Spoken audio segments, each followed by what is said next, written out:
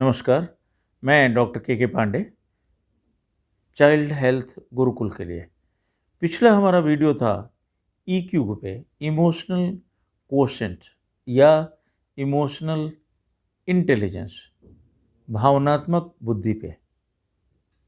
बहुत सारे पेरेंट्स के सवाल आए, लोगों ने फ़ोन किया, पूछा कि हमें कब से बच्चे को ये सिखाना चाहिए, कब से उसको ट्रेन करना शुरू करना चाहिए, क्योंकि ज़िंदगी में अगर इसकी इतनी इम्पोर्टेंस है तो एज ए पेरेंट या घर के लोग जो भी हैं, बच्चे की मदद इस चीज़ में कैसे कर सकते हैं, ये सवाल है।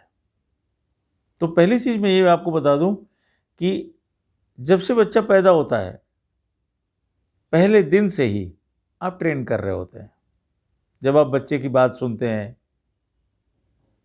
जब उसके इमोशंस को, उसका रोना, उसको दूध पिलाना, जब वो पेशाब करता है, टट्टी करता है, ठंडा लगता है, गर्म लगता है, और आप उसका ख्याल रखते हैं, तो आप ऑलरेडी ट्रेनिंग कर रहे हैं।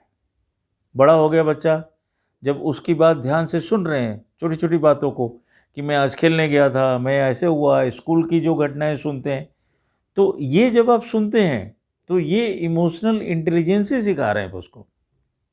फिर बच्चा कहता है उसने, मेरे दोस्त ने ऐसा किया मेरे साथ, मैंने फिर ऐसा किया। आप कहते हैं बहुत अच्छा, वेरी गुड, बहुत अच्छा किया। मुझे रास्ते में कोई अंकल मिल गए या दादाजी मिल गए पड़ोस के, मैंने उनका पाँव छुआ। आप कहते हो वेरी गुड। तो वैलिडेट करते हैं आप उसको।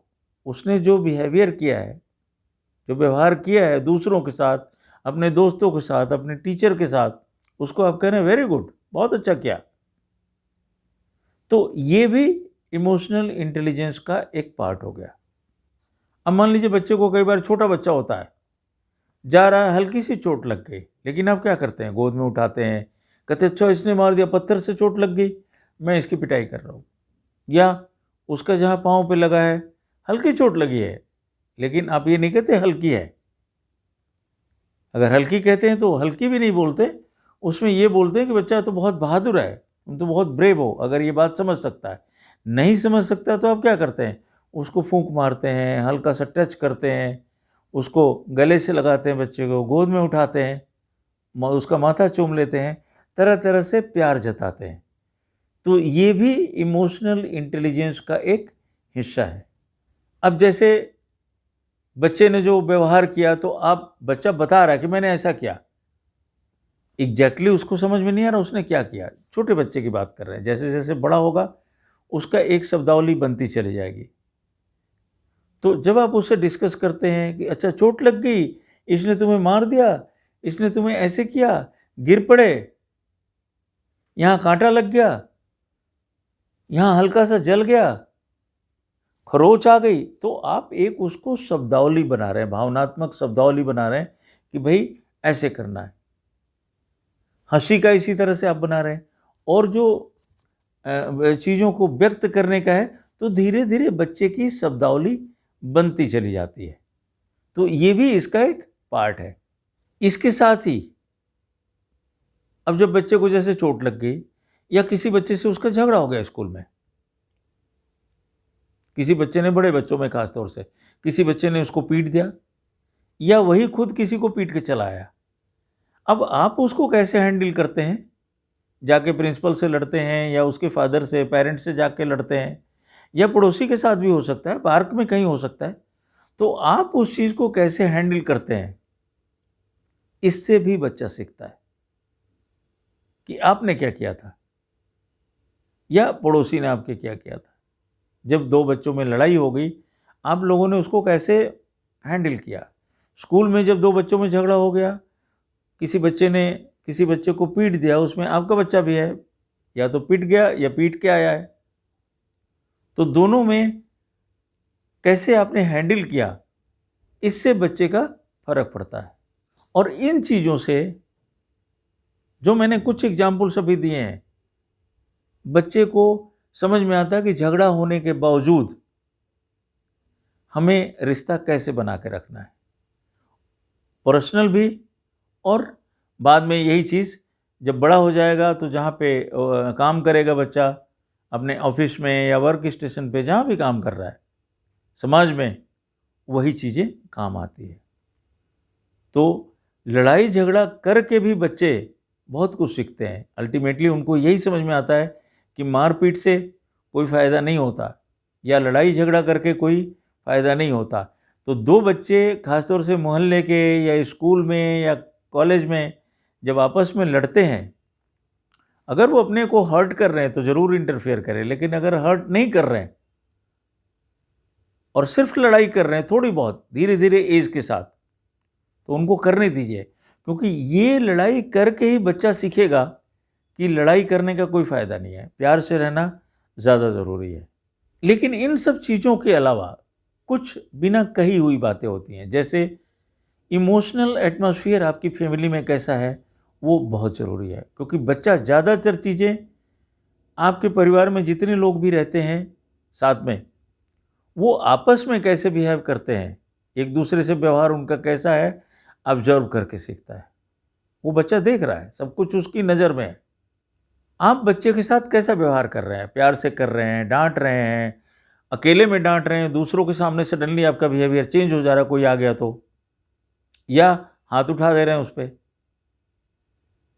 घर में हमेशा लड़ाई झगड़ा होता रहता है, या लड़ाई झगड़ा तो हर घर में होता है, लेकिन उसको आप हैंडल कैसे करते हैं, इससे भी बच्चा सीखता है। तीसरी चीज़ है जो आपके घर के रीति रिवाज हैं, कि आप कैसे पाँव छूते हैं, कैसे किसी को वेलकम करते हैं, जो लोग आते हैं उनसे कैसे बात करते हैं। ये बच्चा छोटे से देख रहा है, जब वो गोद में है तब से देख रहा है, और बड़े होकर तो बाकी समझ रहा है आप वेलकम कैसे करते हैं। फिर वेलकम करने के अलावा जाने के बाद भी कई लोग कमेंट कर देते हैं कि कहाँ से चले आए, अरे रिश्तेदार चले आए, पड़ोसी चले आए, कोई और चला आया, टाइम बर्बाद कर दिया हमारा, आधे घंटे टाइम लग गया। तो ये जो आप लूज कमेंट्स करते हैं, बच्चा इसको ऑब्जर्व कर रहा है कि उनके सामने तो आप अलग तरीके से व्यवहार कर रहे थे, जाने के बाद आपका कमेंट अलग है। तो ये सब कुछ बच्चा ऑब्जर्व कर रहा है, और इन्हीं चीज़ों को थोड़ा सा मॉडिफाई करके डिफरेंट परिस्थितियों में, विभिन्न परिस्थितियों में बच्चा अपनी ज़िंदगी में इस्तेमाल करेगा। तो ये भी बड़ा ज़रूरी है कि आप ध्यान रखें बहुत छोटी छोटी बातों का, क्योंकि बच्चा ऑब्जर्व कर रहा है और उसी से सीख रहा है। क्योंकि ज़्यादातर बच्चा, अगर बड़ा भाई, बड़ी बहन या छोटा भाई, छोटी बहन है, सिबलिंग्स हैं, उनके साथ भी आप कैसा व्यवहार कर रहे हैं। कई बार होता है पेरेंट्स से गलती करते हैं, दो बच्चों में अलग तरीके का व्यवहार करते हैं, बच्चा इससे भी सीख रहा है कि सेम काम छोटे बच्चे ने किया या बड़े बच्चे ने किया, आप डिफरेंट उनको ट्रीटमेंट दे रहे हैं। आपका बिहेवियर दोनों के सेम गलती पे अलग है, तो बच्चा इसको देख रहा है, इससे उसका डेवलपमेंट अच्छा नहीं होगा। तो ये बड़ा ज़रूरी है कि जब आप पेरेंट्स बने, खासतौर से मैं यंग पेरेंट्स को बता रहा हूँ, तो ये ध्यान रखें कि आपको देखने वाला, आपके बिहेवियर को देखने वाला अब घर में बच्चा है, तो अच्छी पेरेंटिंग भी आपको आनी चाहिए। इस पे कई सारी बुक्स भी हैं जो आप पढ़ सकते हैं। और आपको हमेशा ये ध्यान रखना है कि आपका जो बिहेवियर है, ख़ास तौर से गुस्सा करना, नाराज़ होना, ज़ोर से बोलना, कुछ और करना, इरिटेट होना, उसको कैसे हैंडल करना, तो ये आपके व्यवहार को देखने वाला कोई आपके घर में है जो बोल नहीं रहा है, लेकिन आपको फॉलो कर रहा है। तो ये बहुत ज़रूरी है, और यही चीज़ बच्चे को सिखाती है कि अपनों से और बाद में परायों से रिश्ता कैसा निभाना है, कैसे निभाना है। और यही चीज़ बच्चे को सिखाती है कि छोटे में अपनों से, और जैसे जैसे बड़ा होगा परायों से, रिश्ते को कैसे निभाना है।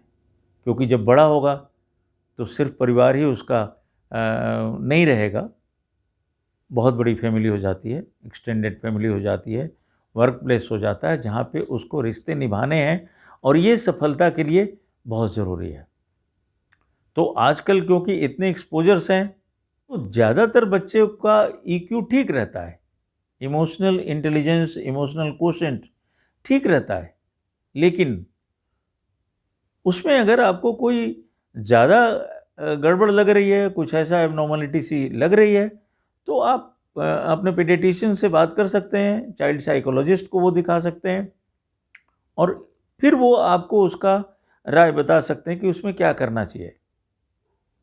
वैसे इसको मैनेज करने के लिए गेम्स भी आते हैं और चीज़ें भी आती हैं। इमोशनल इंटेलिजेंस को ठीक करने के लिए 7 तरह के कम से कम गेम्स आते हैं, जिसमें से P6CC है एक गेम, साइमन सेज करके एक गेम है, स्टॉप रिलैक्स एंड थिंक करके है जो 6 से 12 साल के बच्चे के लिए है, विच इमोशन आई एम, ये गेम से बच्चा बताता है कि भाई इसमें क्या इमोशन आ रहा है। इसी तरह से social and emotional competency game होता है, जिससे बच्चे की टेस्ट भी हो जाती है, इंप्रूवमेंट भी होता है। सेल्फ स्टीम जिंगे टाइल्स होती हैं, जिसके थ्रू बच्चा सीख सकता है। और फॉक्स एंड रैबिट का गेम होता है, जिससे बच्चा सीखता है, लेकिन ये अंडर सुपरविजन आपको किसी ट्रेनिंग सेंटर में जाके सिखाना पड़ता है। लेकिन सबसे बड़ी ट्रेनिंग घर में है। इसलिए जब आप पेरेंट्स बनते हैं तो ये ध्यान रखें कि आपका बच्चा आपको हर पल देख रहा है, आपसे सीख रहा है, और ये वो जिंदगी भर यही चीज़ प्रैक्टिस करेगा। उसके सबसे बड़े गुरु शिक्षक आप हैं। तो इस बात का ध्यान रखना बहुत ज़रूरी है। फिर मिलते हैं अगली वीडियो में।